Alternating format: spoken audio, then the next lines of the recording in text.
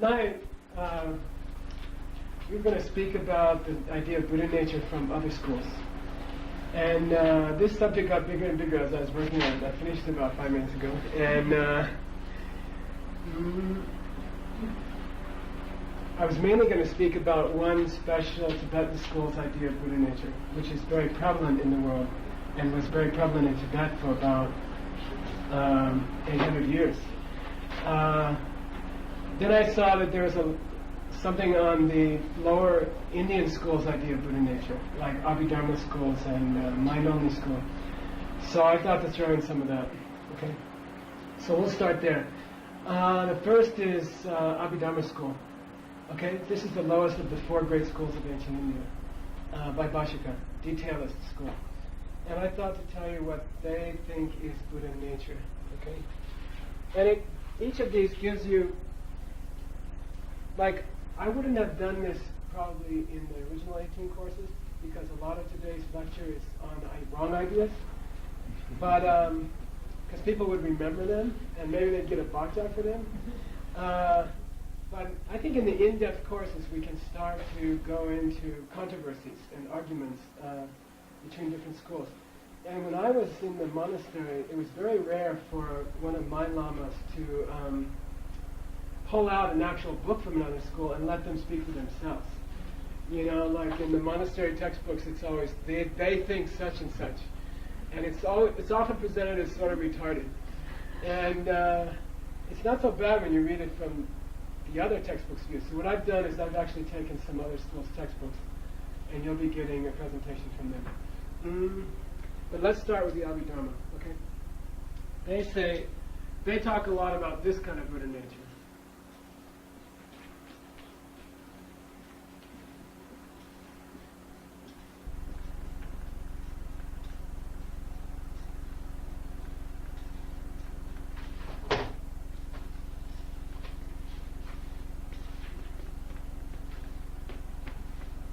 And there's a Sanskrit which you'll get in early October. Right? Sure.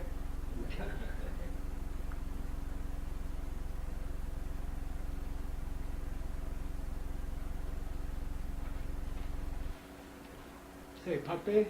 Pape. Pape. Pape. You should be able to translate that. Yeah, the Buddha nature of an Arya. Okay, the Buddha seed of an Arya, say, of a person who has seen emptiness directly. Okay, and here's how they describe that Buddha seed.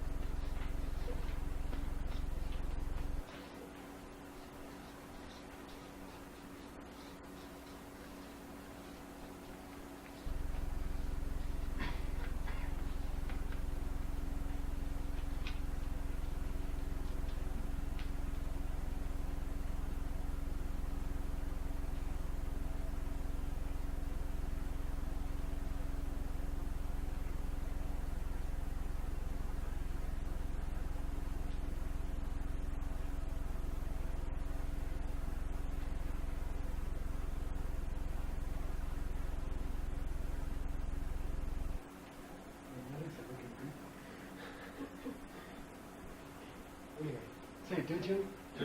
Chokshe. Dujun. Chokshe. Dujun means, I think you know this expression. I think we had it in one of the earlier courses. This is a very famous expression in the Abhidharma Kosha. Dujun means few wants. Few wants. Like, don't need much. Chokshe means happy with whatever you get. And Chokshe means satisfied. Santosha, right? It comes as one of the niyamas in the Yoga Sutra. Okay,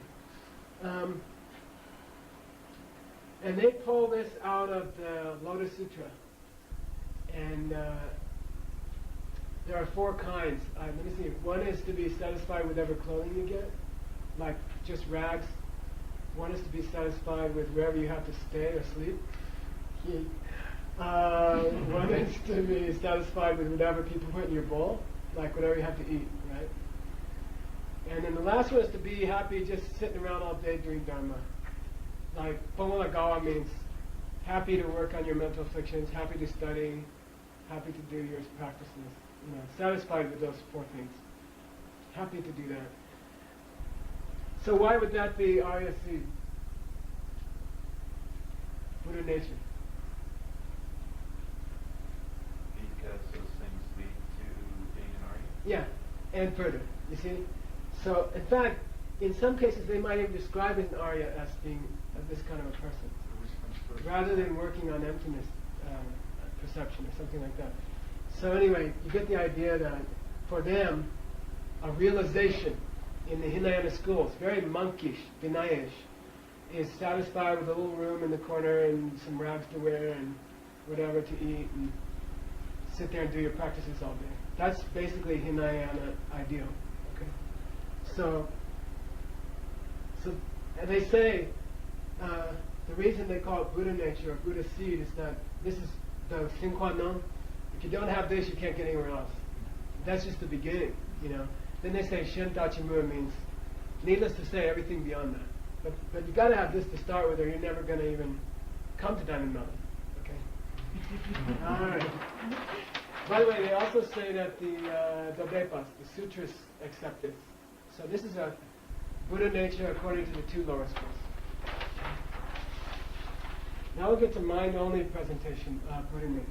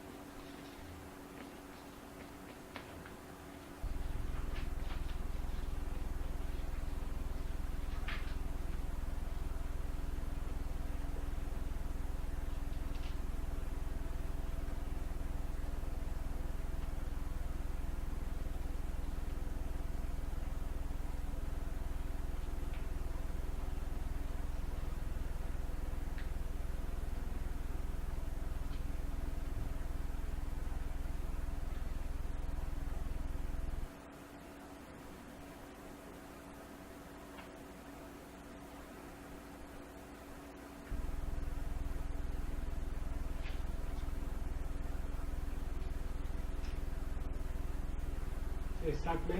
Sakme. Samgisabe. Samgisabe. Sakme. Sakme. Samgisabe. Samgisabe. Sakme means pure, undefiled. Samgisabe means seed in the mind. Seed in the mind. An undefiled mental seed. Pure mental seed.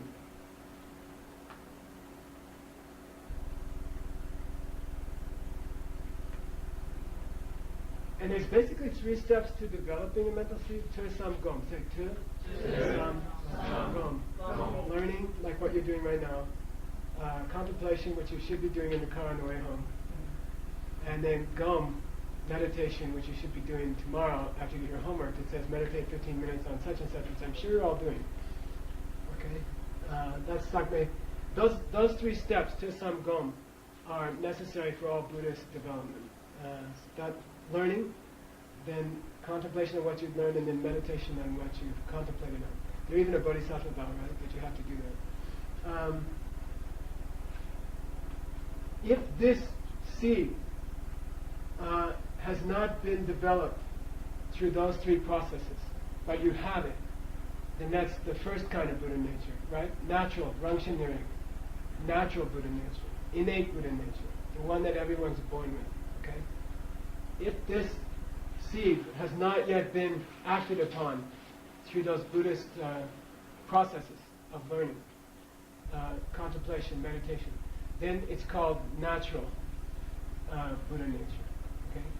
If this same seed has been acted upon in that way, it's called developable Buddha nature or developing Buddha. Okay? So they also make that distinction. The lower 2 schools don't make that distinction much, but the mind-only school does make that distinction. That's a little bit different from what we had, right? And just to repeat what the Madhyamika had, right? Prasangika especially. The natural Buddha nature was what? The emptiness of the mind. Mostly the mind. your own emptiness, mainly of your mind. Yeah, your own emptiness, mainly of your mind. Okay? And then the developable was things like path of seeing, or an in tantric way, even your five heaps, like could turn into, right? So, see how it differs from the mind-only school's version. It's important for understanding what else we're going to talk about tonight, okay? So get the difference straight. Mind-only school thinks there's some like little crystal seed inside of you. And then if that's been acted upon, or whenever it's acted upon by learning, by the process we're going through right now, then that's going to help you develop into a Buddha. Insofar as it hasn't been acted upon, or the part that hasn't been acted upon, the part that's been with you all the time, well, that's natural Buddha nature, you see? So it's kind of like a part which is being acted upon and a part which is not being acted upon. And it's sort of like a crystal seed within you, okay? So the native crystal seed that you've always had is natural. Then the seed, as it starts to get acted upon or develop or cultivated, it appears they believe that that same seed becomes a kind of developable Buddha nature, okay? But I don't think they would say that you lose the first seed when you start on the second seed, okay? Like somehow you still got both of them, all right? And there's a lot of problems with this idea, and you'll see some debates in your reading. I stuck in some debates between Madhyamika and mind-only about why this is not such a great idea, okay? Yeah, we'll talk about that. Well, you can read about it in about 4 or 5 weeks, okay? I'm really ambitious with the readings. They're going to end up huge, and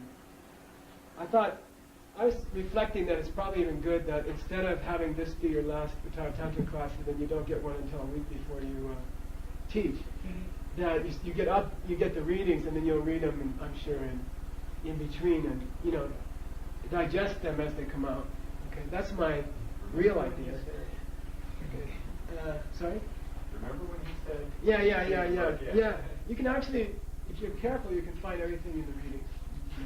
They'll be couched in much more formal language and debates and arguments, but you can thresh them out. Which brings us to Shento.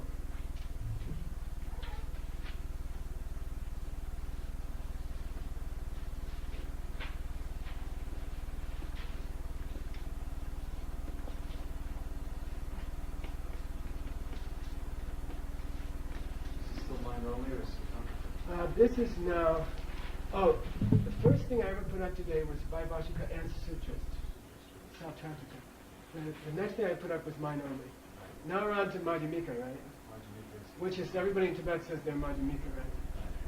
And Shentong, write it down first.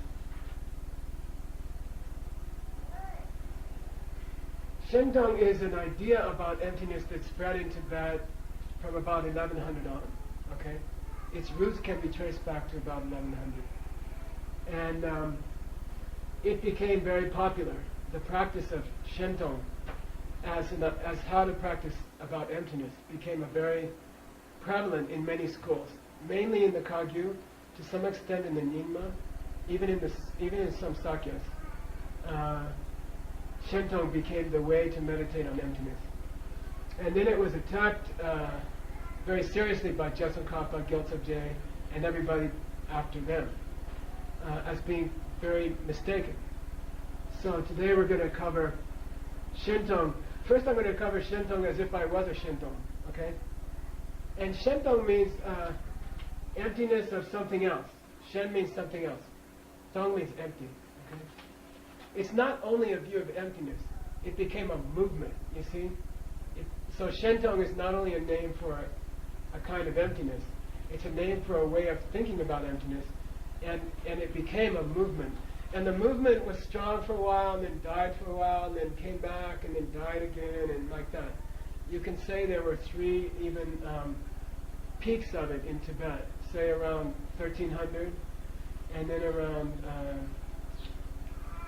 1750, and then around 1870s, something like that. Okay, there were like peaks where it was defended very strongly. And so, as I promised, you're going to get to hear from the textbooks, and most of the reading is from the other textbooks of other schools. I wanted to tell you which textbooks, okay, so that you know it's authentic and you know that. The first one is called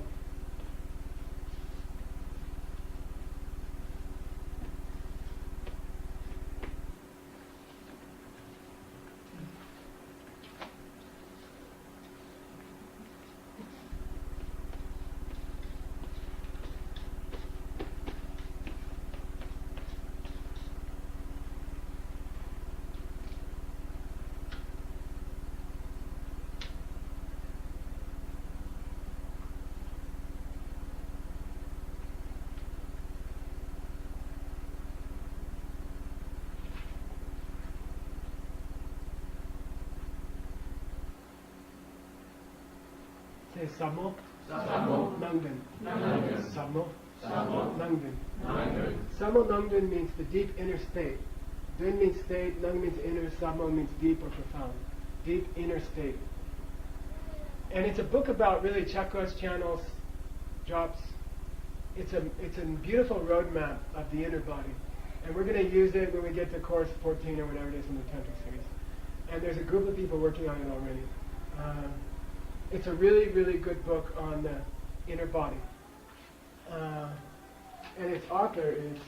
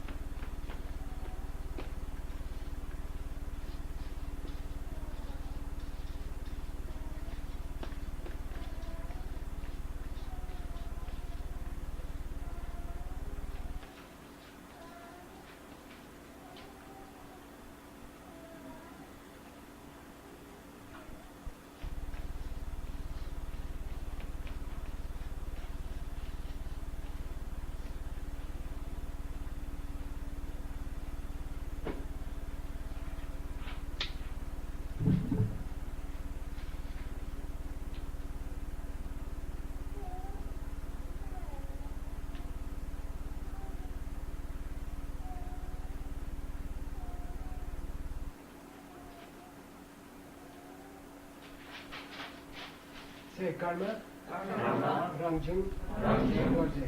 Dorje. Karma here has nothing to do with karma in Sanskrit, okay? It's karmapa. This is the karmapa. This happens to be the third karmapa. Okay, the karmapas are a great, one of the great traditions of the Kagyu lineage. Okay? And the fourth karmapa, for example, who's the most famous Kagyu we know? Who's Kagyu we know? Yeah. Jasukapa. Okay? Okay, just like Jesus the Jew. Right. He was a Kagyu. Jasukapa was a Kagyu, although he had a great Sakya teacher Randa also. But the fourth Karmapa actually is the one who gave Jasukapa his first vows back in East Tibet. So we have a very strong connection with him.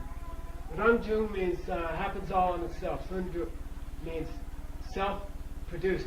When you see Buddhas that, you showed me one, that come out of a rock, you know, like you just see a Buddha outline or a profile in a rock, or a Tara comes out, those are called Rangjung. Rangjung means just happened, came out on its own. Okay? And Dorje means diamond. It's an appropriate name for someone who's into Shentong, which you'll find out later, because you could read this as, you know, self-produced wisdom of the diamond. You know, so it's not a bad name for someone teaching Shentong. We're going to be studying, we're going to be reading, the readings you get are actually from a commentary by someone named Jamgun Kongtrul, who died in 1899, for example. I'm going to write his name next because he's the author of the second text we're going to read, which is different from the commentary to this text. Get it? He wrote two books that we're going to read. The commentary to this one, and then his own book, okay? And this part was translated by Winston Hall. And it's really nice. It's a big section in the text. He's been working on it for a while.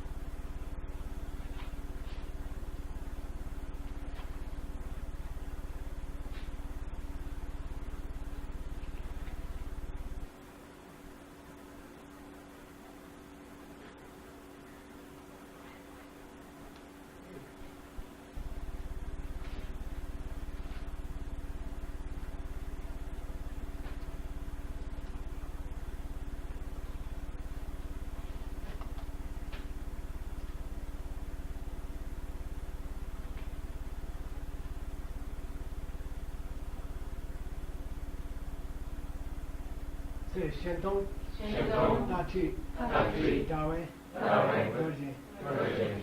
Okay, Shentong means again that special kind of emptiness which became the name for the whole school. Tawa, Ta because of Tawa meaning what? Yeah, view or worldview especially. Okay. Chi means in book of instruction. Tachi is a special genre of Tibetan literature which is a book about emptiness.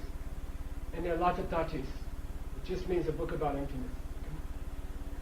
A book about emptiness, the version of emptiness called Shentong, which means emptiness of something else, something emptiness of other. I call it other emptiness in the reading. Okay? Sorry? I call it other emptiness in the reading. Although I don't like weird words like that in general. You know? Okay. Da means moon, as you know. Dorje means dorje, diamond. It means the diamond moon. I translate it as the diamond moon. The moon is important to Shentong people because of the image of the mistaking the image of a moon in a quiet pond for being the moon itself. Like if you go to Alistair's house and you go out behind and there's this pond swimming pool, and on a quiet night you might look down and see the moon, and for a second you think you're looking at the moon. So it's this idea of illusion. And the absence of that, the non-existence of the moon in the pond, is emptiness, you see, which is the diamond. So it's an appropriate name that he gave his book, The Moon of Diamond, the Diamond Moon or something like that. Okay? I'm going to give you the author's name.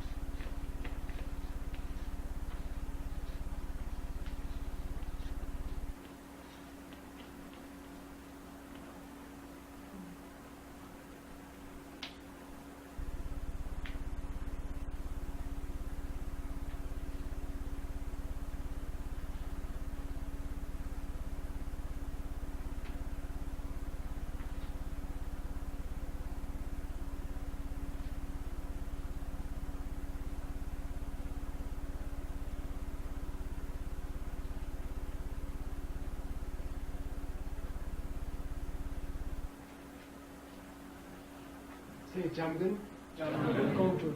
Jamgun, Gongju.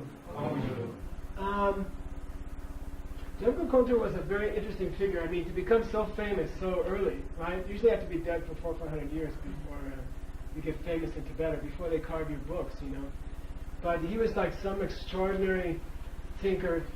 He grew up in a very troubled time in Tibet. There was a lot of fighting between different religious factions. He got caught in the middle of that in several instances. He was one of the rare Tibetans to become a real master of letters in his time. I mean, he became a great writer. Like out of 500 monks in Gyurong College and Serame Monastery in 1959, there were only 2 who could write. Okay? I mean, but he was pretty great writer. To me, his style looks a lot like Jetsun Kapa's. I think he must have studied Jetsun Kapa's scriptures a lot because he takes Jetsun Kapa to task a lot. Okay, he has quite different views from Jetsun Kapa, but the way he presents things and his language is very similar. It's like someone who really absorbed Jetsun Kapa and wanted to emulate Jetsun Kapa in a way. And I think because of the trouble that he had grown up in, he started a movement called Rime. Rime means non-aligned movement. And they tried to sort of bring the sects together by drawing from different books. Like he drew a lot from Nyingma texts and he drew a lot from Kagyu texts. And so a lot of the debate was going on between different sects of Kagyu. And that's a long story, but basically the Kagyus are split into 4 or 5 great lineages like Sharma Kagyu, Karma Kagyu, Jigun Kagyu, Tupa Kagyu. These are all like different groups of Kagyus.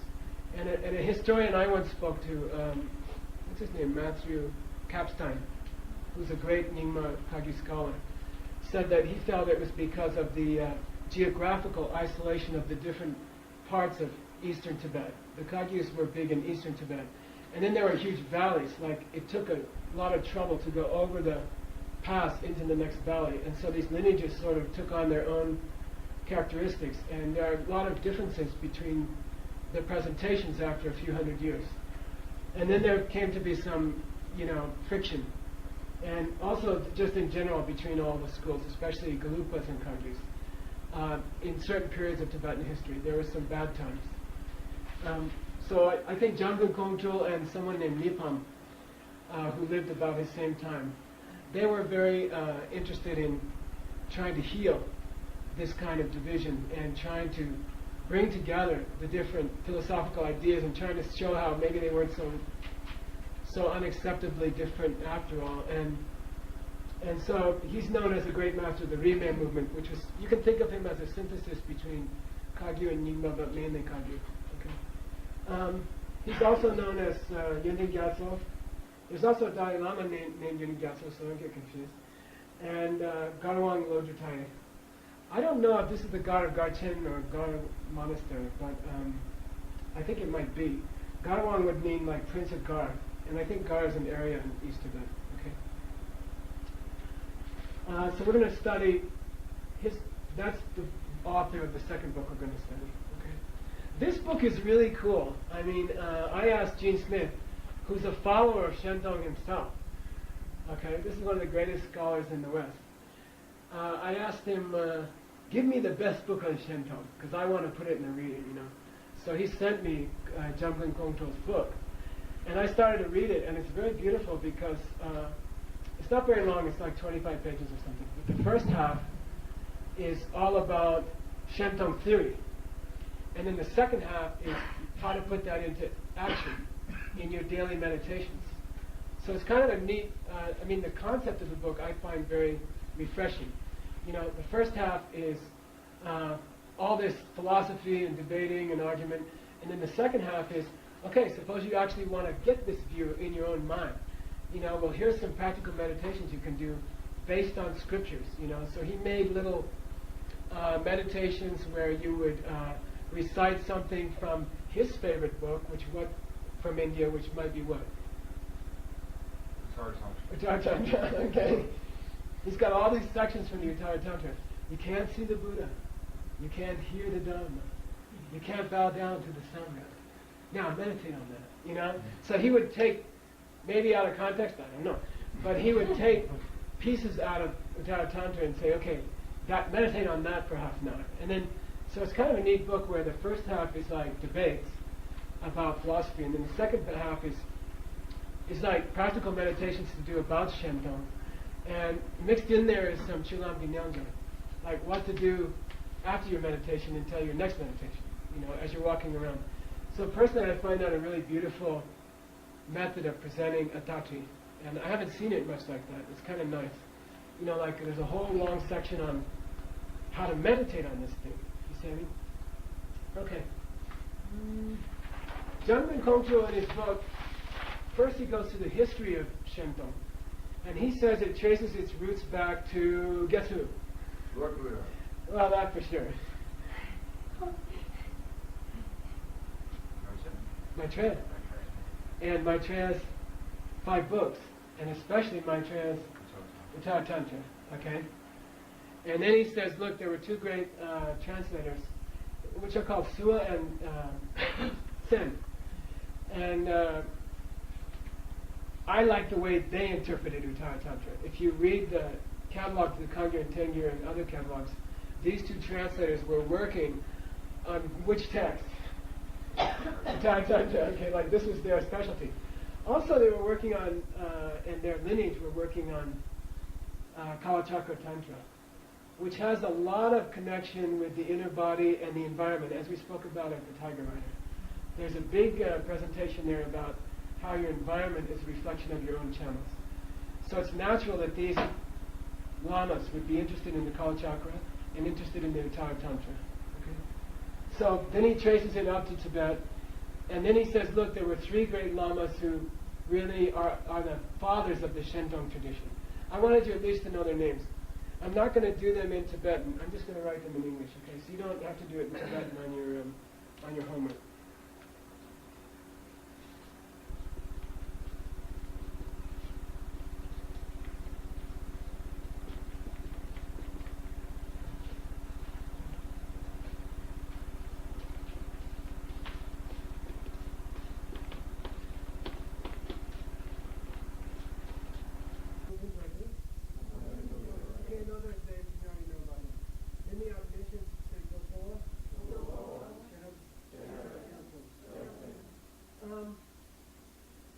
There's something else to know about him. He was a few, well, I'll tell you about that later. Later on, this school gets another name, okay? The people who were in love with Shentung ideas got called Jonanda, okay? Jonanda. And oftentimes, in the Lupa scriptures, especially in Jepakapa, you'll see, oh, the Jonanda says that, but, and then he'll argue with it. So the Jonang Ban, right, is whenever you see the Jonang Ban, like the big Jonanga, it means one guy out of the school that went on for 800 years, right? It's number 2 here, right, okay? Whenever you see the Jonang Ban, you never say, oh, Jonanga says that, but who could believe that, okay? It's like Jessica is referring to Bukhua Shmita. And we'll talk a little bit more about Jonanga, about the idea of Jonanga. Then he's interesting because he was originally a Sakya master, and then he got converted to Jonanga. He got converted to Shentung. He believed it, and he went for it. Then there's Longchen Yasnamba, who was a great Nima master, and got converted to Shentung. Okay. So he's one of the most famous Nima scholars. Like you'll often see Longchen Yinche, famous book by Longchen. He's also made it, you'll see him in the reading as Chime Urja, which is one of his other books. This is his grave. So that's these are the important fathers of the Shentung tradition, listed by cultural Rinpoche. And I'd like to talk a little about, I just want you to know the history. People, you should know. I mean, every teacher you ever meet in the West will be from one of these traditions. And you should be able to know the differences, you know.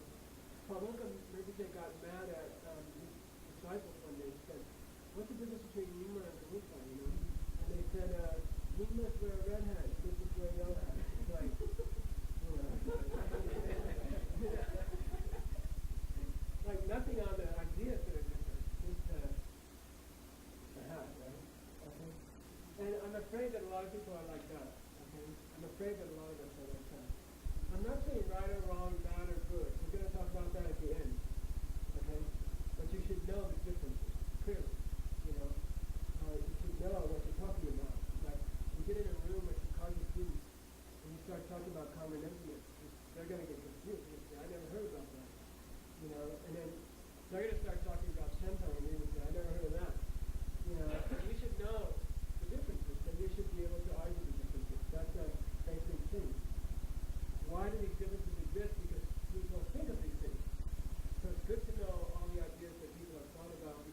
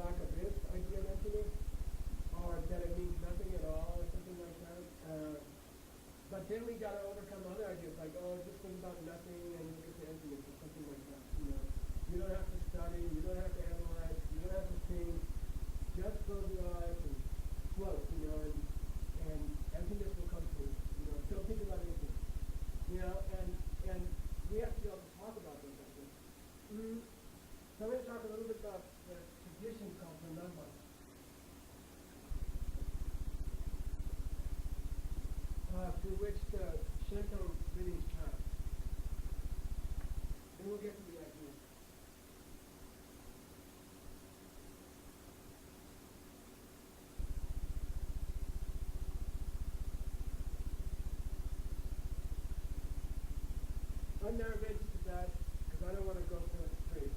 But roughly it's like that. And here's Nepal is Bhutan, I don't know. India's down here. Right? And Pasha's around here. And then right here there's a town called Chikate, which is a famous town stopping on the way to Lhasa from India. It's like the biggest city between Lhasa and India. It's the only city. And it's where the British attacked, for example, in the early 1900s, which is probably where the communists ended up attacking the military. And right around here is a place called Jomoman.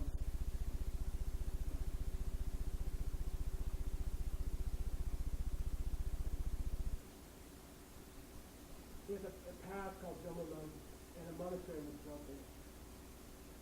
So they shortened it to Jonan Monastery. Jonan Monastery.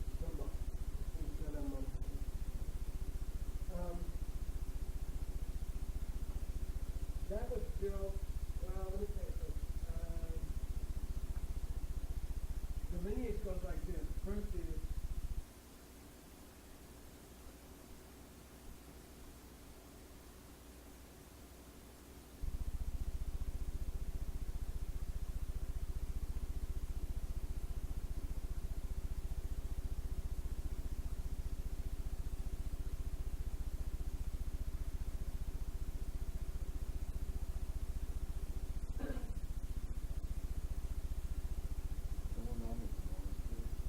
Jomonan is the county. It's like Kochi County.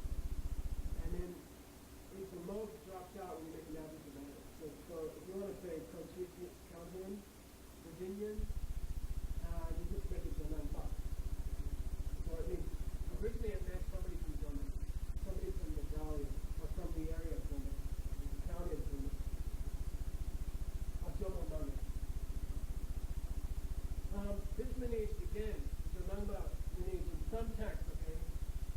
The main text that I've read, it says that Yumo, Nikya, was the one who really started to remember. They don't know his birth date or his passing date. He lived to 82 or something like that. But he lived in the 1000s, okay? 11th century.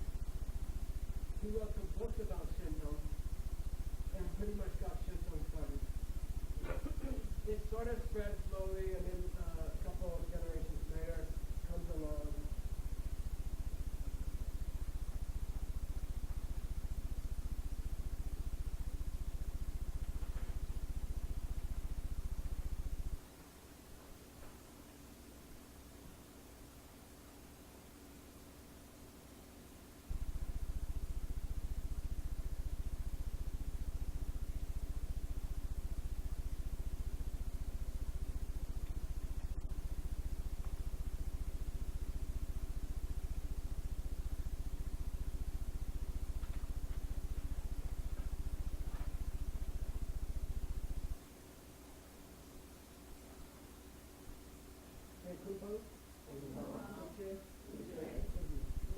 Kumpa means gave up everything. Sometimes they call it sometimes people call that hermits.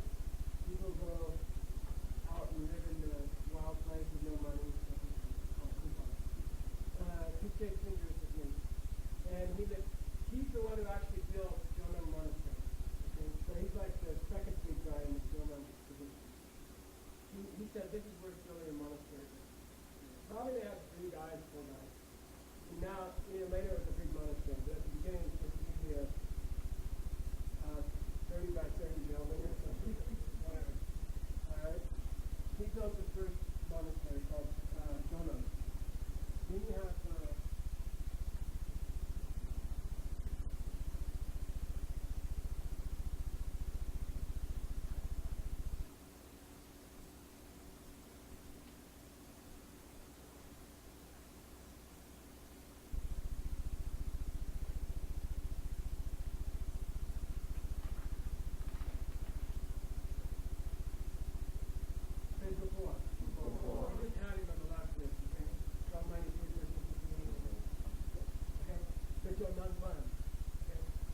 he got so famous, like he was so persuasive, he was such a good debater, and he presented the Shinto system so well that it's practically named after.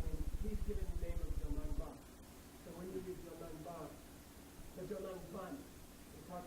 him before. So that's sort of the historical development of this particular monastery where Shinto thrives and where Shinto started to spread from there. Then it goes into sort of a decline. After the 1300s, it goes into a decline. Until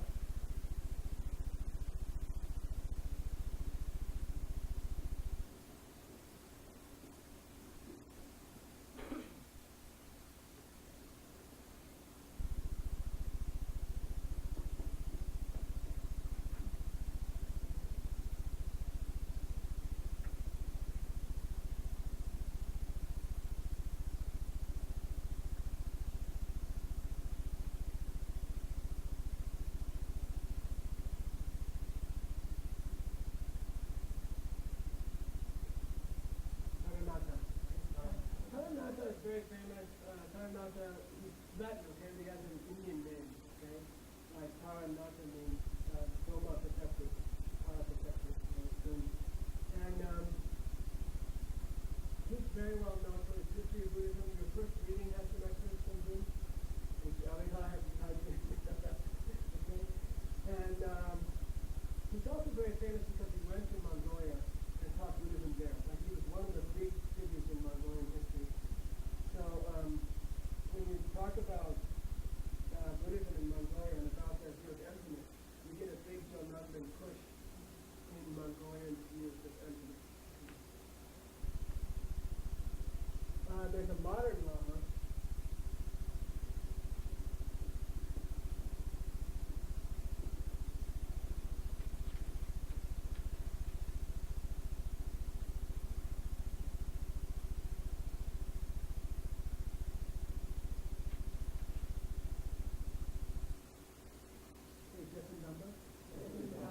I told you the story of the phone call I got, right? The guy says, I'm the Dalai Lama of Tibet, I'm in Mongolia. And I'm like, sure. No, I'm like, oh, I never heard of you. And like, I'm deaf and dumb, And I said, well, where's your monastery? I said, in Bakmur. I said, I've never been to Mongolia. And I'm like, okay. Well, what monastery are you from? He says, well, I never became a monk. And I'm like, and you're the Dalai Lama of Mongolia? Yeah. So, well, I wanted to meet you in New York. And somebody wanted to meet me. And I'm like, well, I'm kind of busy, maybe we can meet some other time. And I hung up. And I went home and told Richie about it and laughed about it. He said, oh, you made a big mistake. He is just a guy. He is a guy on Mongolia. And he was living in a small village in southern India his whole life after the fall of Tibet. And the Soviets recognized him but kept it secret. They kept him secret because they feared for his life. Because Mongolia became communist, and if he had returned, there would have been a big problem. So, and he had children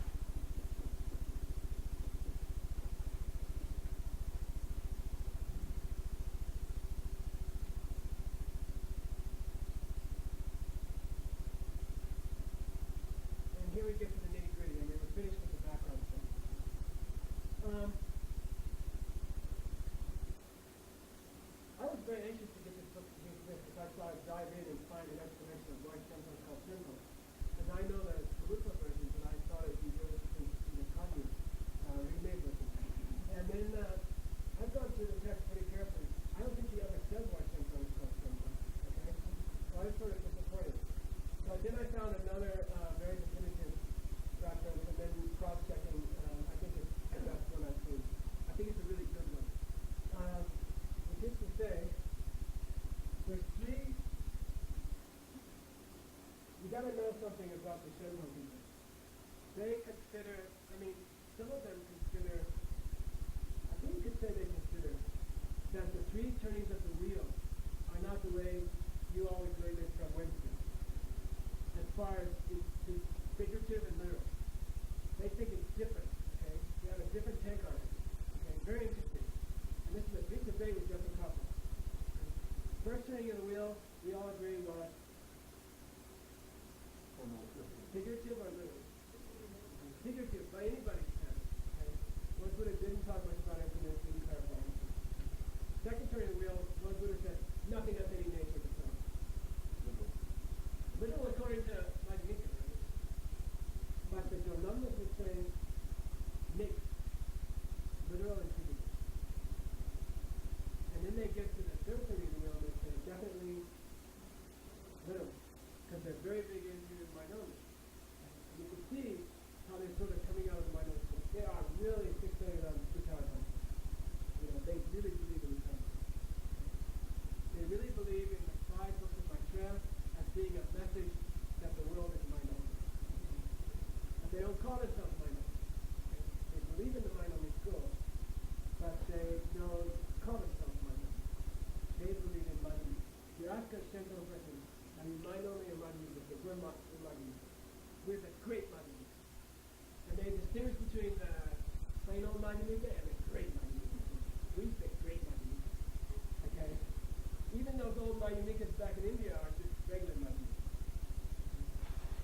We're the great Madhyamika. Okay? And they do draw their systems from Indian sources.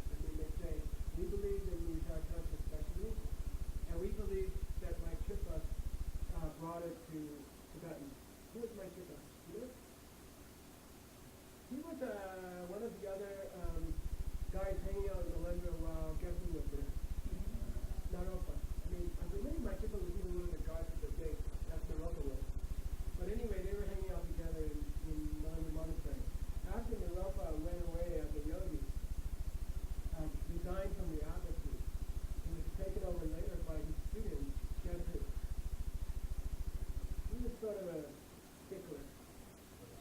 Yeah, I was a little more conservative. Lord Atishan, okay? So you got Lord Atishan and my Tripa in the same monastery. My Tripa is this great tantric yogi who really liked to do a wild culture. And we have records that he was actually disciplined by Lord Atishan for his wild culture. And because, then one of Martha's teachers, whenever Martha wasn't around the Europa, he would go hang out with my Tripa. And my Tripa also taught him tantra.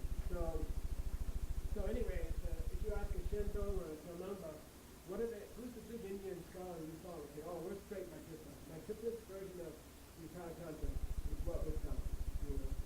And UttaraTantra is not unique. But the way it's presented is pure mind. Okay? So that's starting to get a feel. So what is the basic, what are the most, wait a second, it's something else. What are the most important 3 ideas in the mind knowledge? No. Say again? What's that?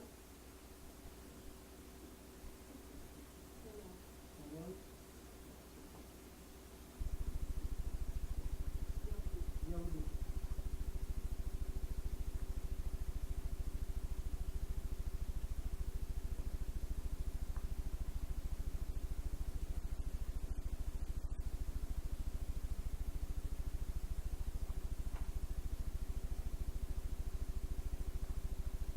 Those of you who study with Geshe, the mantra, right? Put that down, put that down. Okay.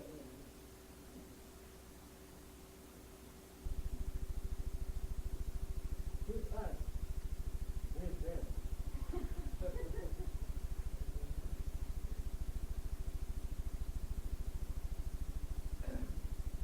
Let's conduct these.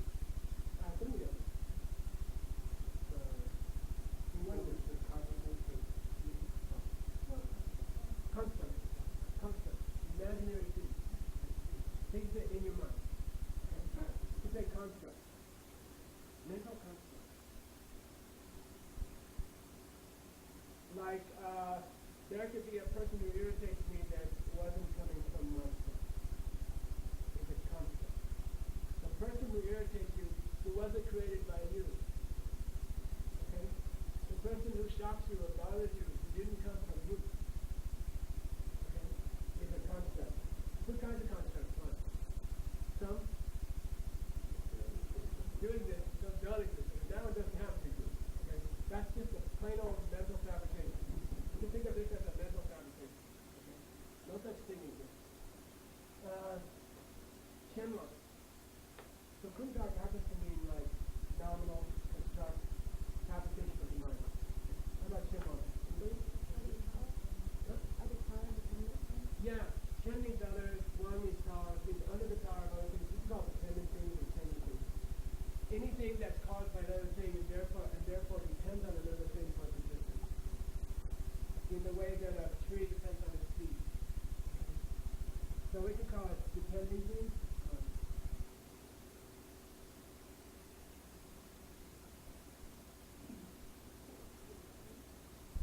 You can call it, we're going to call it constant to a thing. You don't want to call it other powers? I don't know, it gets a little weird. People forget what it means.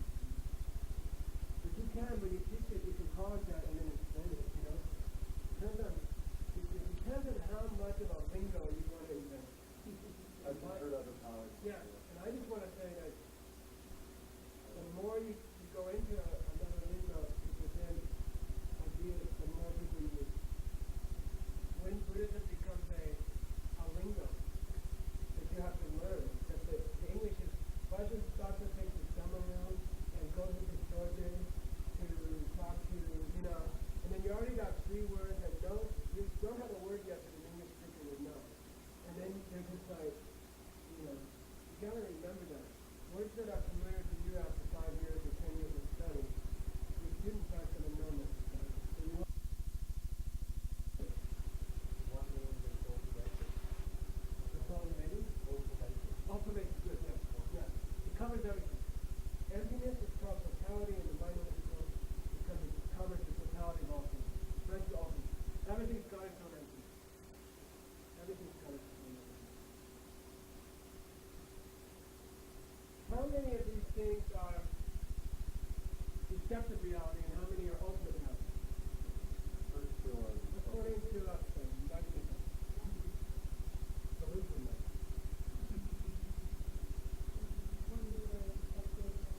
Yeah. These two are normal realities. Let's call it normal or deceptive reality.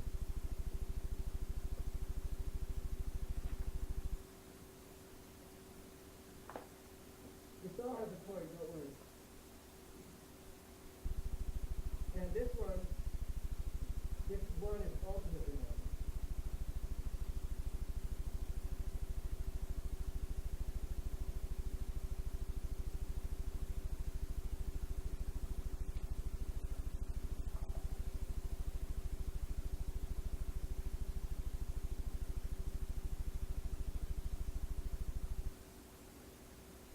Now we get to them.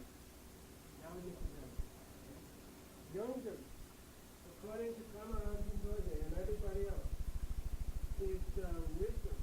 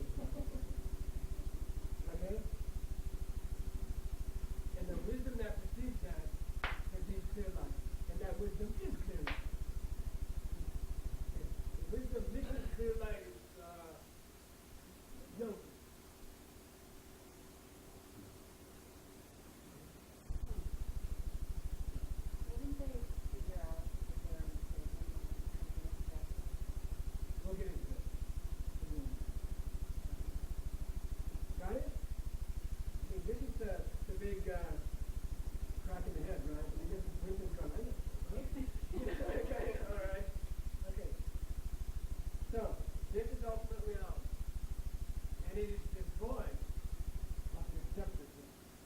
Shen Tong. These two things are Shen.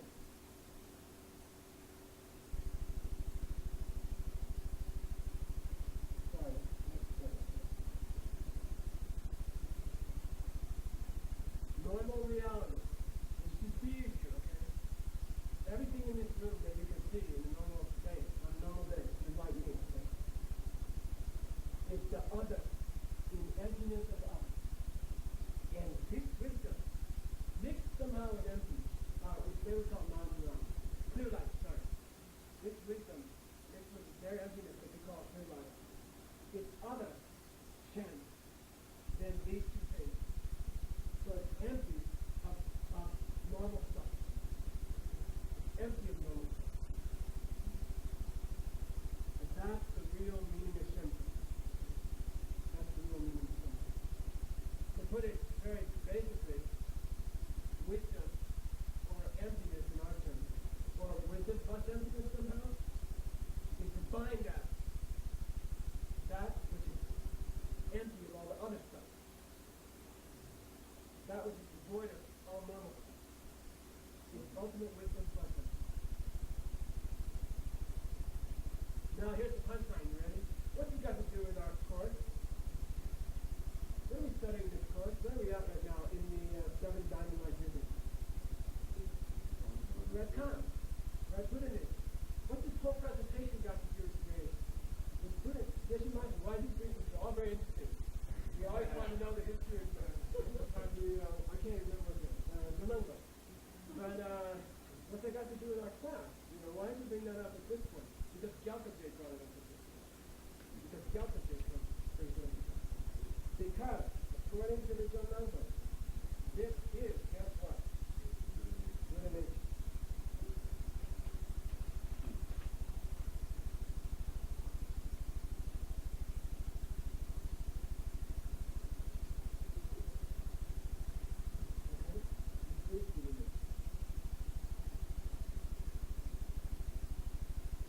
Come on, you guys. I mean, and by the way, well, let me read it to you directly.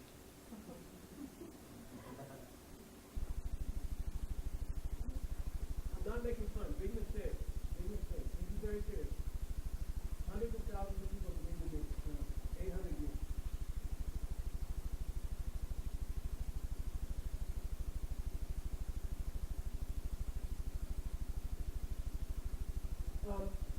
So the homework question said, like, how does the idea of other emptiness or Shenton relate to the Buddha nature, which is the subject of our class? Here's the answer. As noted above, other emptiness refers to the wisdom or state of mind, or wisdom, which perceives that subjects and objects are not separate, non-duality, right? Somehow mixed with emptiness, right? Here's how the point of karma, third karma, was described it in, according to Jungkook Gongpo. So this is Jungkook Gongpo, paraphrasing the third karma in this book. It says, that primordial mind, the state of indivisible, ether and wisdom. Ether meaning like emptiness, okay? Which is like a reflection of the moon in water. I'll say it again, okay? Beyond all true or false. That which cannot ever be identified. And beyond all names. That's how the beginner of the Shenton system describes Buddha nature. Okay, you ready? I'll say it again. The primordial mind. And you can read it in the reading. This is what Winston's been working on. The state of indivisible ether and wisdom, which is like a reflection of the moon in water, beyond all true or false, that which cannot ever be identified, and beyond all names. And later he gets like more poetic. I mean, Kozen says, not big, not small, not here, not there. Can't be seen, can't be described. There is the unit. What's it got? What's that song? The city. No, it was Allison. Sorry. She was driving through Texas. She heard this great song on the radio. She did this for us in the street. She did this tape. Where is it? University. Anyway, some guy from Texas. And the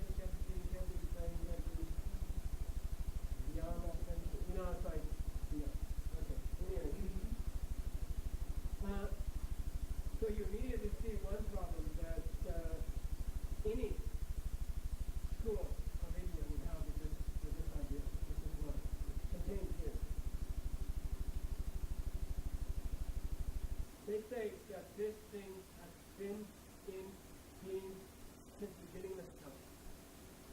Okay?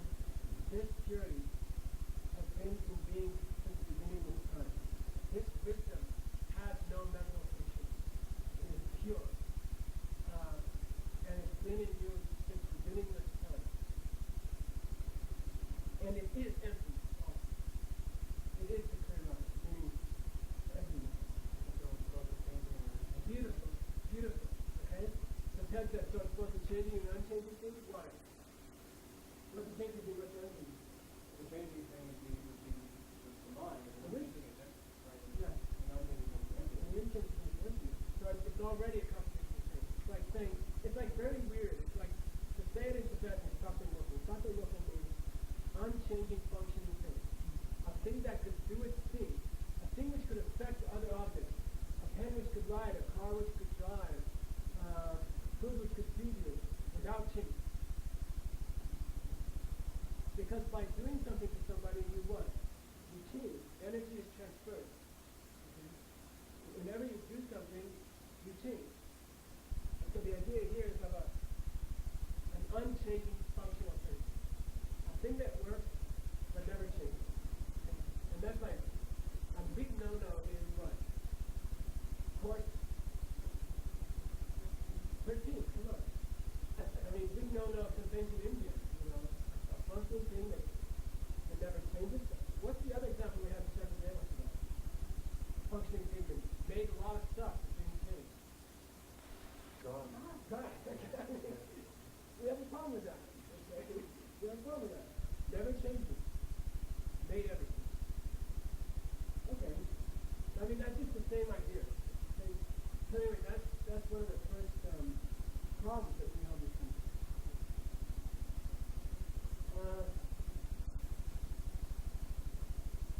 I wanted to rub that in by quoting Jonamba. Who's Jonamba?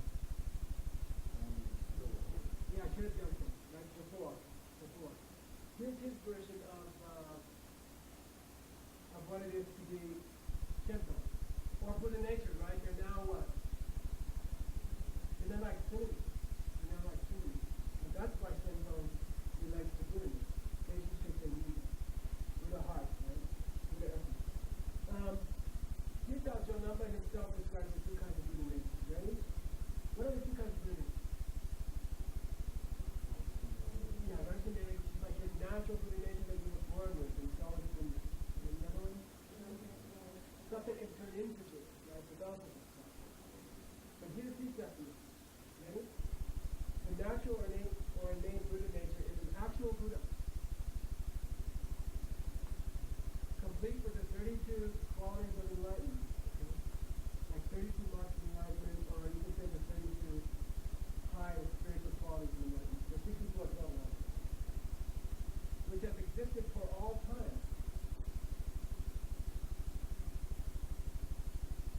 As a component part of every suffering living being. Something, right?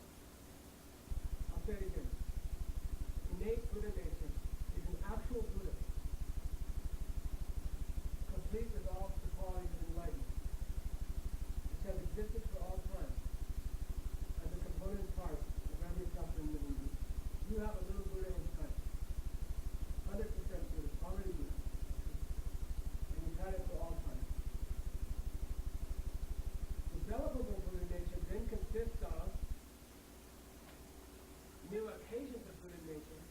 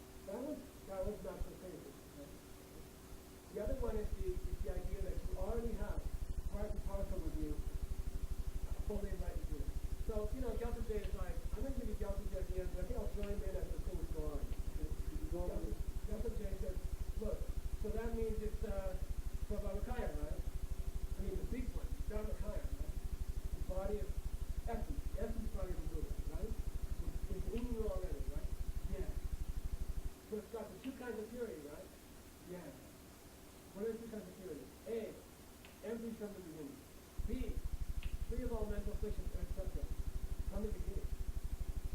So if you already have a fully developed Buddha inside you, then your mind is already free in the freedom, already stopped up. Sure to it. What is it? One, empty. Two, no mental afflictions. Come on. Why'd you write this book? Okay? I mean, that Delta J was hard. And then you can debate, if this were a real Diamond Mountain September 2004, you'd have an assignment to go home to the debate ground and let them defend themselves a little bit. Don't leave it. And what would you say? You'd say, it's there, but it's covered. It's covered.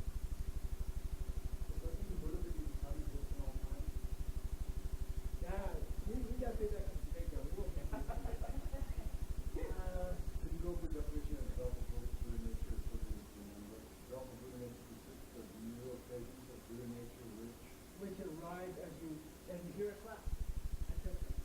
To some sort. See? And that's not such a strange idea, right? I mean, you're getting seeds planted tonight that will contribute to your enlightenment, I hope. Okay? And that's, see, that's going to develop and get better and better, and then it's going to help you become Buddha. That's okay. It's the first one that we have a problem. There's a Buddha already inside you.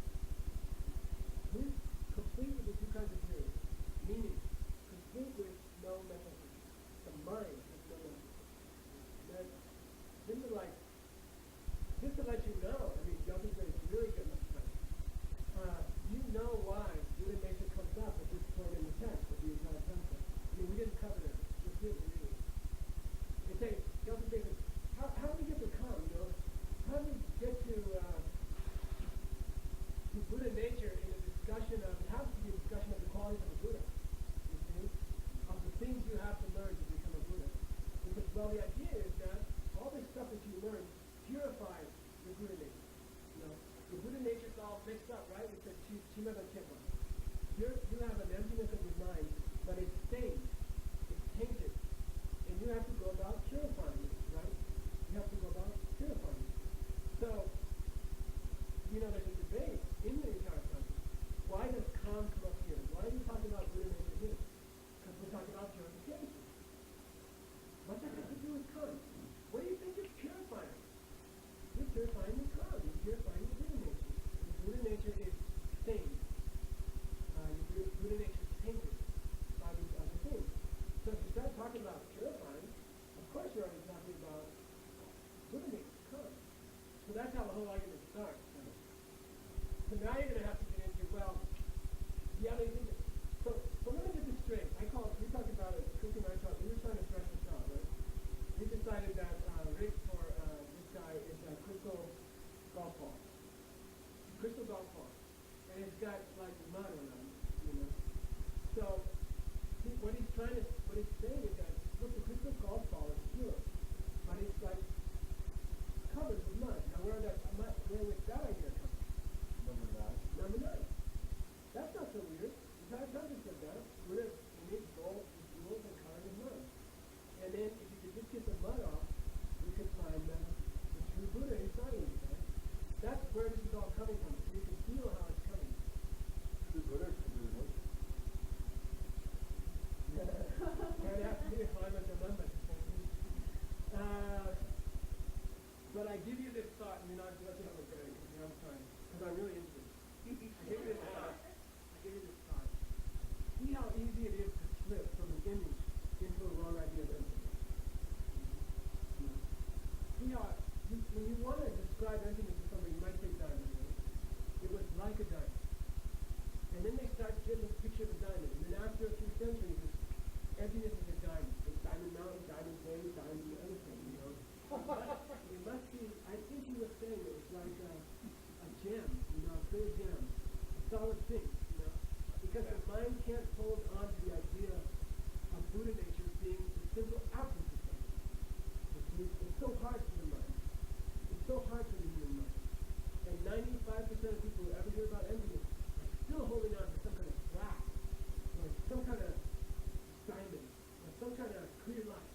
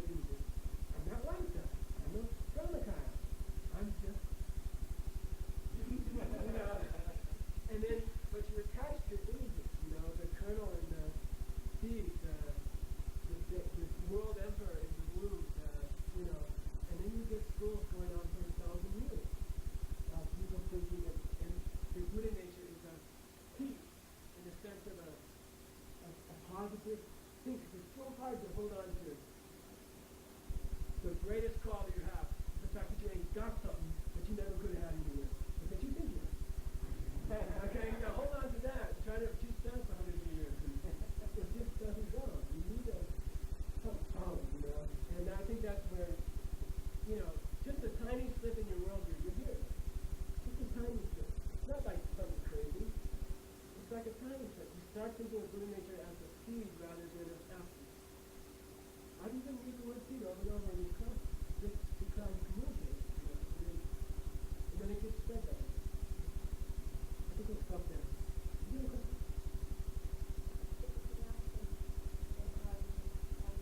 question?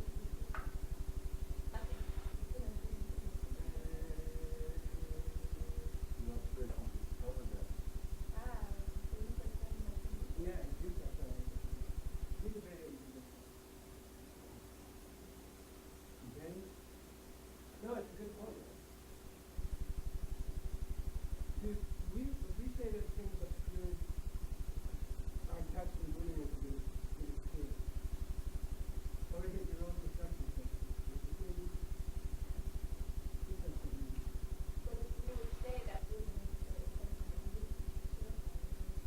Yeah. But what does purified mean? Can 100% emptiness, can 100% absence of something be made any more absent? You see? So that can't be what purification means. It has to mean something else to us.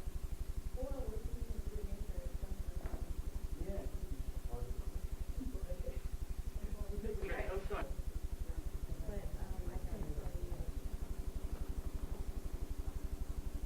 The Janamba school, I just want to go into one more thing. The Janamba school, it's kind of shocking to me when I read it, but they say, we're the great Madhyamikas. And then those other Madhyamikas back in India were the regular Madhyamikas. And I wanted to explain to you why. You know, they go into an explanation of why.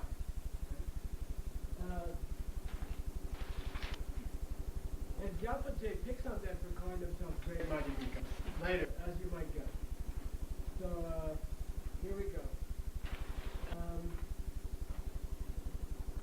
Those regular followers of Madhyamika are always saying that all existing objects are empty of any essence of their own.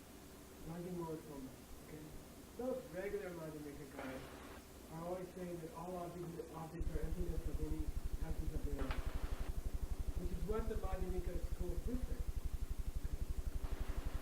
What's the big version of emptiness for the mind only, by the way? Do you remember? Sumuzingi. What is that?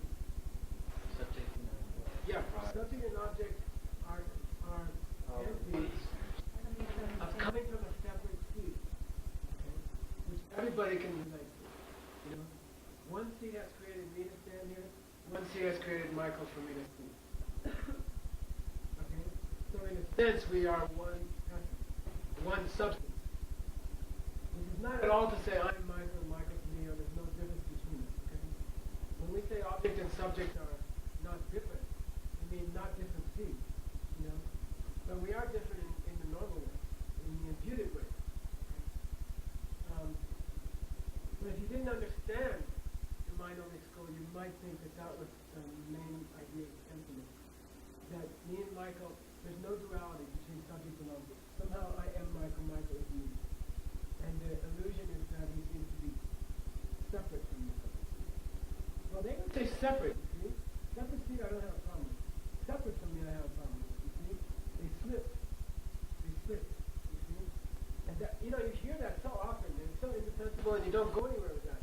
Okay, so I'm Michael, where do I go now? You know, how do I practice that? You know, like, so I'm the wall. You know, there's no difference between me and the wall. So where do you go with that? You know, how do you develop yourself? How do you practice Buddhism with that? And then people get frustrated and just kind of leave it, you know, and then they're looking for something else. You know, they're looking for something that has an application in your life. You know. Yeah, the wall's not as separate as I thought it used to be. The wall is a projection of my past karma. If I wanted a nicer wall, I could maybe provide housing for other people because I'm enough. You know, that's how the application. You see, that could lead to a Buddha paradise. Okay. Anyway,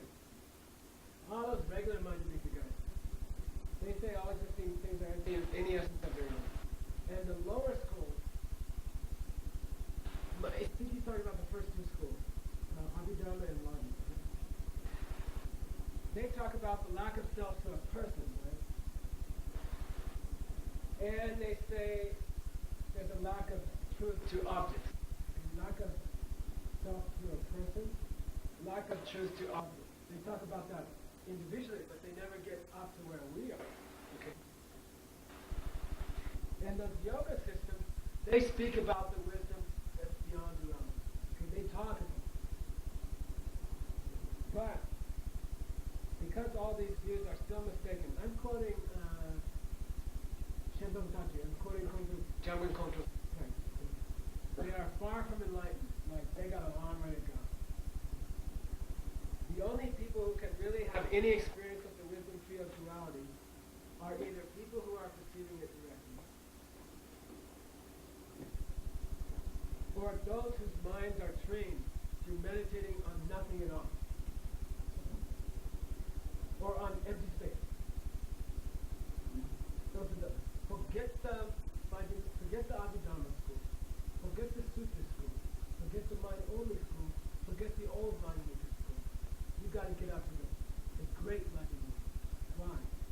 Because only we have the real experience of knowledge. How? We put our minds into a state of nothing. Forget this study. Forget this analysis.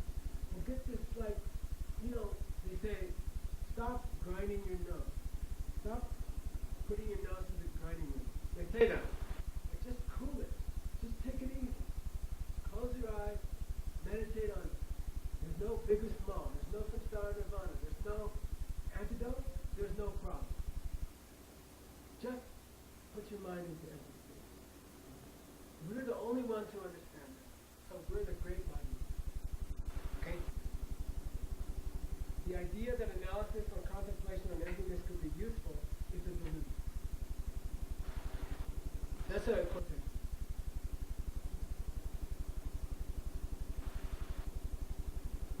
Now, if you're in a debate ground and you were playing the Jananda, you'd probably want to respond to that. I did. All I meant, and he says it later on, he says another thing. He says, look, there's this guy. They never mention him, okay? Different couple. He keeps talking about analyzing stuff, thinking hard about stuff, ripping stuff apart. If you try to find this object that doesn't exist, you never find it. This is too much sweat, too much logic, too much thinking, Just get down and get into non-discursive stuff, That stuff is not meditation. That's not meditation. And there's scriptural foundation to that. We had it in the Yoga Sutras. Vitaka Vichara, Ananda Vichara, Rupani Kumara, Sampragnata. Meaning, these four kinds of meditation just get you to the formula. Trying to calm your mind down, trying to feel better, trying to Tokchani, Vitaka and Vichara. Kind of looking at the object deeply, looking at the object not so deeply, but there's still no emptiness content to that. You're still in discursive mental thought process. No matter how far you go, without bringing up emptiness, you're still going to get caught sometimes. You're just feeling better. You feel better, but you're not getting out of samsara. You don't have that emptiness element, which everyone agrees is necessary to get out of samsara. So it's not like a crazy accusation, Like they are taking this from the ancient scriptures, Just put your mind on nothing. Just don't think about anything, Empty space. And you see that. Even like Western authors of Kagyu lineages, you see that. Even in modern books, you see, calm down, don't be so tense, just relax, 6 minutes quietly, draw your breath, and then just empty space, And when you get a problem with somebody or something comes up, just let go, And it's a very common, that's where it's all coming from. It's all from old Jomoma. Yeah. Isn't that the same argument with Kama Shiva and the Chinese? Yeah. monks? Yeah, 300 years earlier? Yeah. Pashan. Right. Yeah, it is. The fact that they had the debate, and the fact that Pashan almost won, it tells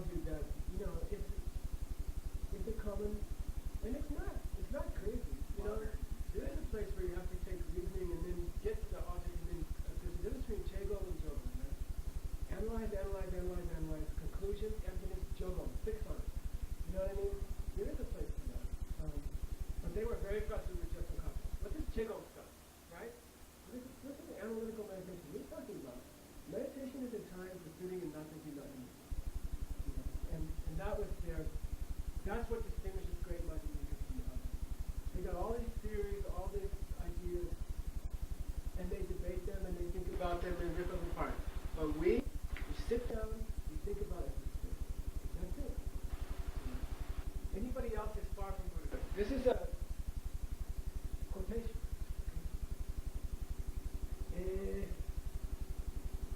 We're just about done.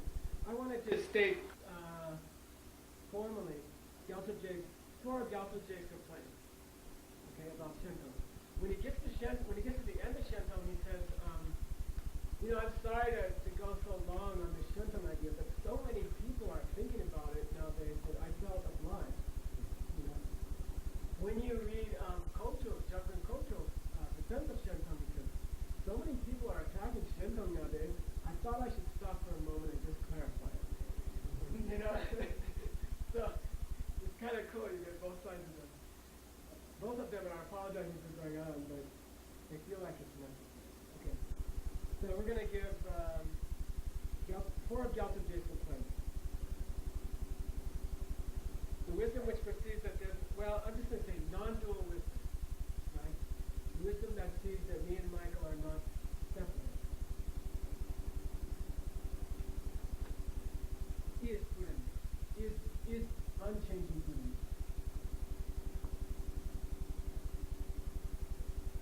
That's the Gyaltsen J's first complaint we already talked about, right? We already talked about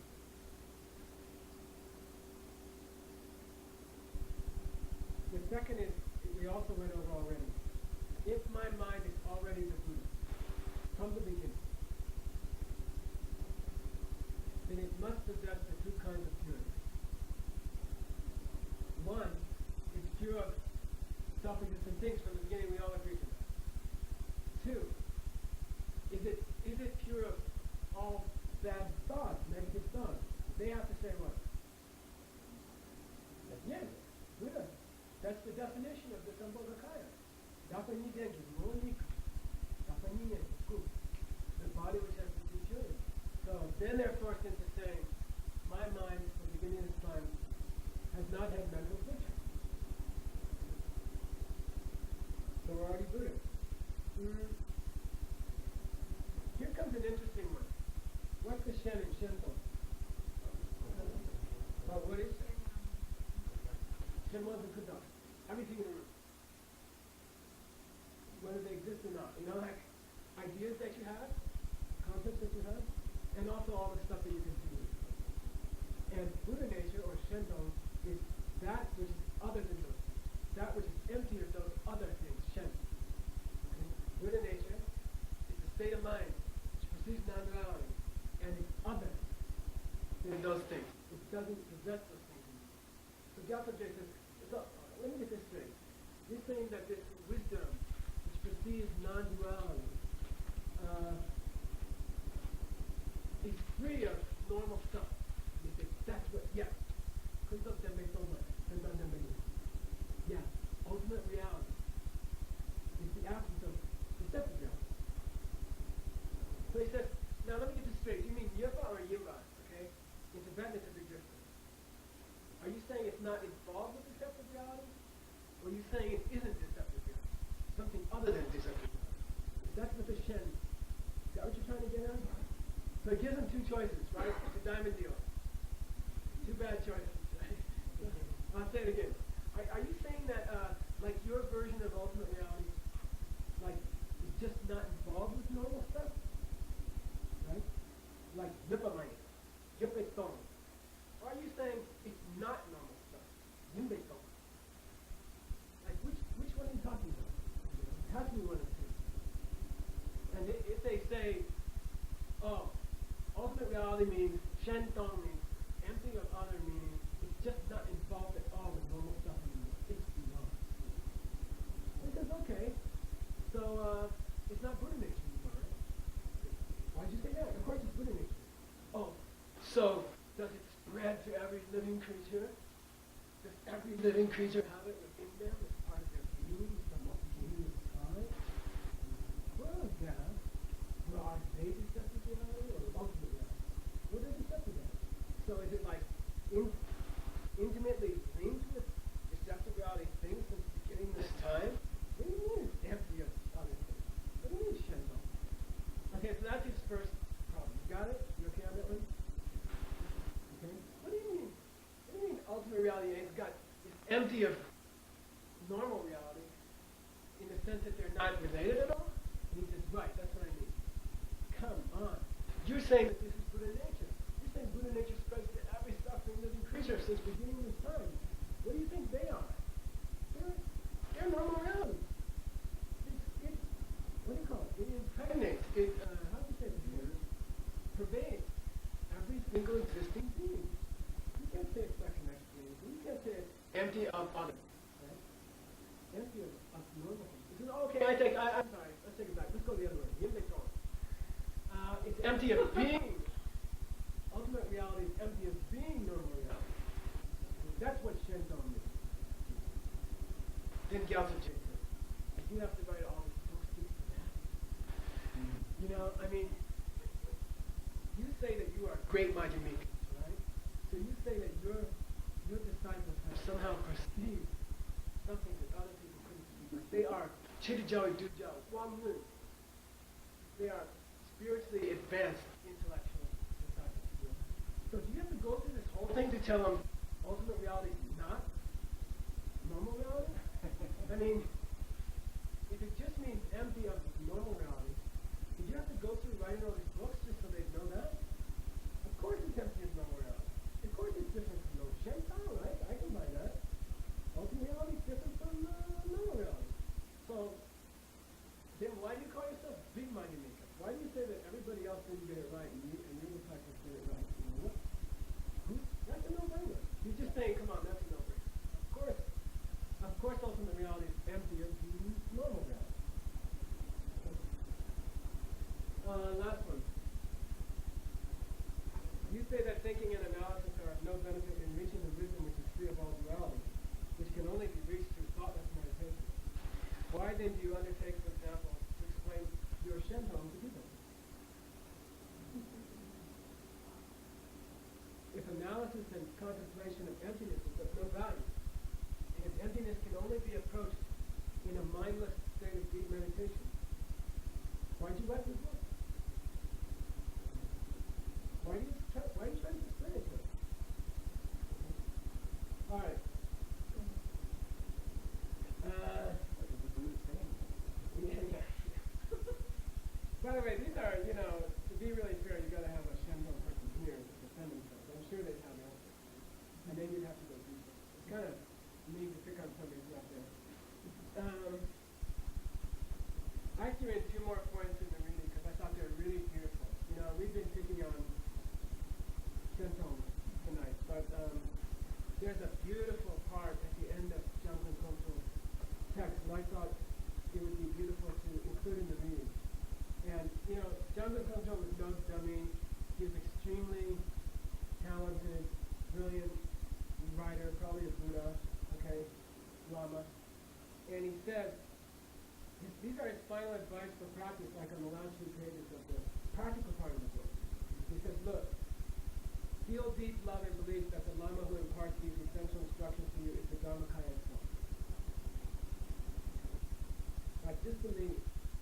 The last thing of all this debate, philosophy, stuff like that. You get up out of your morning meditation, you go meet your Lama, you say, I meet the Dharmakaya. This is the Dharmakaya. This is emptiness. Right there. With great love and I'm in the presence of the Dharmakaya. That's technically illegal and practically perfect. Okay? Right? I'm in the presence of the Dharmakaya. And then I love the next one. He says, reflect to yourself that since all living beings possess the Buddha nature, then whether you are able at this point to recognize it or not, they all ultimately combine within themselves all the qualities of enlightened beings. It just means, come on, the purpose of talking about Buddha nature, practically speaking,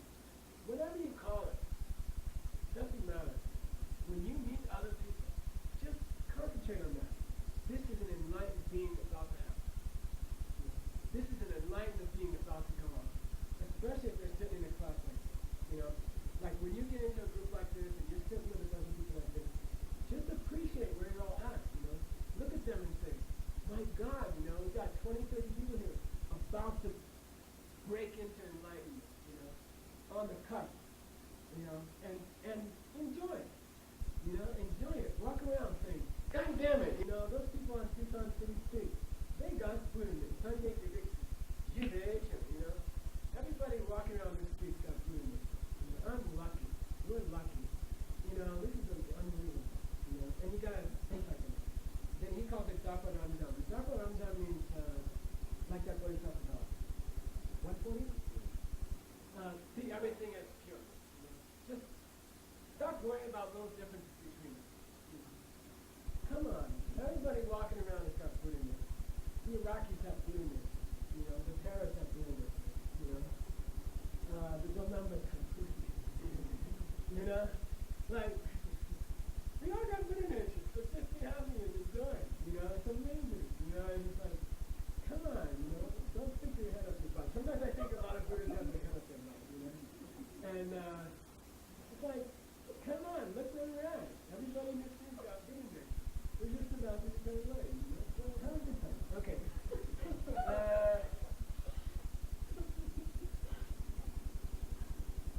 You know, somebody asked me this. Oh, when would you figure out that this view is wrong if you held it, right? And, you know, the buddy talked about, the first one especially, Dr. Shindler. You know, you can't criticize especially on the school for Buddhism. And if anybody's a deity on this planet, I'm sure Kongren Rinpoche was a deity. You can't even tell me the thing. I mean, what are the odds?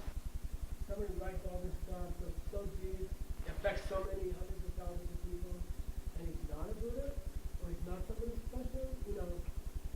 So the question comes up in the monastery, you know, why do people like Maitreya present a mind-only school? You know, it's mistaken.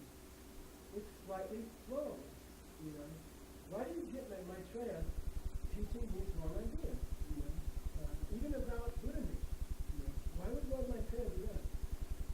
And there's a clue on the first page of Jonathan Koto's scripture, and I kind of like it. You know, there's a clue right there on the front page. You know, it's kind of beautiful. He says, I'm going to quote him. Okay. It's not that we make this distinction between literal and figurative teaching, because there's any chance that some part of Lord Buddha's teachings could be intentional lies. You know, it's not like we say this is literal and this is figurative because we think Lord Buddha was a liar, or that he's trying to mislead us. You know, what do you think? You know, it's just that different people have different capacities to see what's the deepest teaching. You know, different people have different capacities. You know, this whole three real thing, three turning of the wheel thing, he said, it's just like, what does he say? Say Rukatenyu. And I didn't know this word, and I looked it up in the dictionary, you know, and it says, when a mother is trying to feed a piece of fruit, for example, to a child, and they can't stick it in their mouth and they can't bite it, they have to mash it. They have to make it all mush, like Gerber's baby food, you know? And then they have to like spoon it in. And that's what most food's doing. Come on, don't you get it? You know, you're being spoon-fed baby baby stuff at first. You know, it's not that Lord Buddha's trying to lie or mislead you about Buddha nature when he talks about this clear light stuff and all that. He's just mashing it up for you so you can digest it. And then later you can get the song. So the fact that he says that on the front page, and then goes on to like 25 pages of indefensible anti-mysticism that are very attractive to many people, is I think he's trying to say something. You know? That's my take on it. Okay. Bill, what did you spend your whole life studying? Like you say, this is what came about, et cetera, et cetera. Did that preclude you from a direct perception of emptiness because you're spending your time spacing out on the system?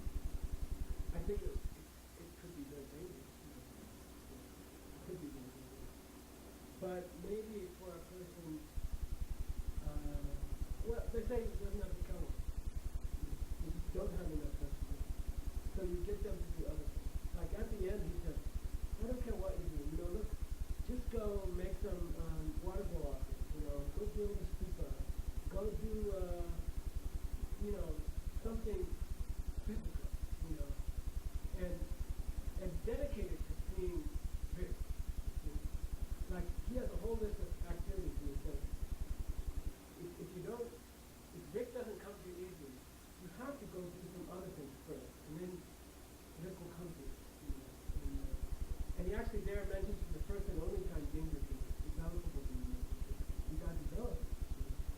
So, yeah, I think somebody told me, somebody at Vajrapani, which is a big group center in the United States, that the former director said, it wasn't him, but a good friend of his, so I never would have gotten into Buddhism if Trungpa Rinpoche hadn't taken me to all these Buddhist parties.